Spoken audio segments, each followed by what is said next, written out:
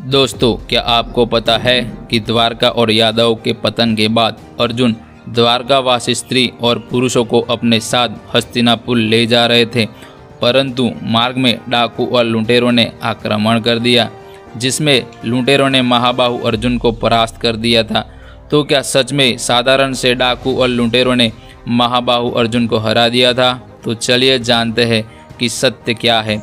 तो स्वागत है आपके अपने YouTube चैनल एक्सट्रीम मिथ पे। चैनल पे नए हैं तो चैनल को सब्सक्राइब और बेल आइकन को ऑन कर लेना, जिससे हमारे आने वाली वीडियो की नोटिफिकेशन आपको मिलती रहे। दारूक के साथ वृषणवंशियों के निवास स्थान पहुंचकर वीर अर्जुन ने देखा कि द्वारका नगरी विधवा स्त्री की भांति श्रीहीन हो गई है। ब्राह्मणों के श्राप से यादव का मौसल युद्ध में विनाश हो गया। भगवान श्री कृष्ण और बलराम अपने वैकुंठ धाम चले गए और संपूर्ण द्वारका नगरी समुद्र में डूबने वाले थी।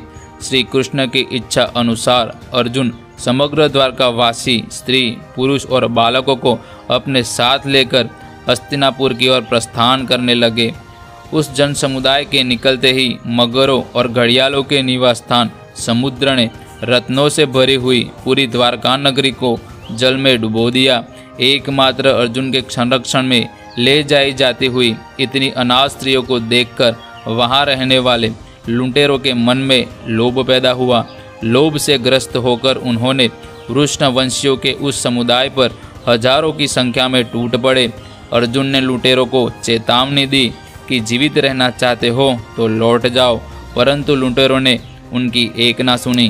तब अर्जुन ने अपने दिव्य एवं कभी जीर्ण न होने वाले विशाल गांडीव धनुष पर बड़ी कठिनाई से प्रत्यंचा चढ़ा दी, परंतु जब वे अपने अस्त्र शस्त्रों का चिंतन करने लगे तब उन्हें उनकी याद बिल्कुल नहीं आई। युद्ध के अवसर पर अपने बाहुबल पे विकार आया देख वे लज्जित हो गए। उन समुदाय में स्त्रियों की संख्या बहुत अधिक थी, इसीलिए डाकू कई ओर से धावा करने लगे, तो भी अर्जुन उनकी रक्षा का यथासाध्य प्रयत्न करने लगे। सब योद्धाओं के देखते देखते वे डाकू उन सुंदर स्त्रियों को चारों ओर से खींचकर ले जाने लगे। तब अर्जुन गांडीव धनुष से लुटेरों के प्राण लेने लगे। अर्जुन के सीधे जाने वाले बाण क्षीण हो गए, जो बाण अक्षय थे वो क्षय हो गए। बाणों के समाप्त हो जाने पर अर्जुन धनुष की नोक से डाकुओं का वध करने लगे। अर्जुन के देखते देखते वे डाकू द्वारकावासियों को लूट ले गए। यह देख अर्जुन दुखी हो गए। अपहरण से बची हुई स्त्री पुरुषों को अर्जुन ने अपने राज्य में जहाँ तहाँ बसा दिया। अर्जुन नेत्रों में आंसू बहाते हुए महर्षि व्यास के आश्रम पर गए। अर्जुन ने व्यास जी को प्रणाम किया और कहा, मेरे देखते देखते लुटेरों ने हजारों स्त्रियों का अपहरण कर लिया। मैंने धनुष लेकर उनका सामना करना चाहा, परंतु ऐसा हो ना सका।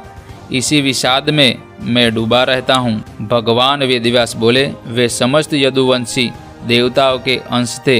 वे श्री कृष्ण के साथ आए थे और साथ ही चले गए। उनके रहने से धर्म की मर्यादाओं का भंग होने का डर था। वे ब्राह्मणों के शाप से दग्ध होकर नष्ट हुए हैं, तो तुम उनके लिए शोक ना करो। तो दोस्तों, आप समझ गए होंगे कि अर्जुन दिव्यास्त्र का ज्ञान भूल जाने पर भी लुटेरे उन्हें परास्त नहीं कर पाए थे, क्योंकि दिव्यास्त्रों के बिना वो हजारों की संख्या वाले लुटेरों से एक साथ नहीं लड़ सकते थे। उम्मीद है दोस्तों वीडियो आपको पसंद आया होगा, तो वीडियो को लाइक, शेयर और सब्सक्राइब जरूर कर ले।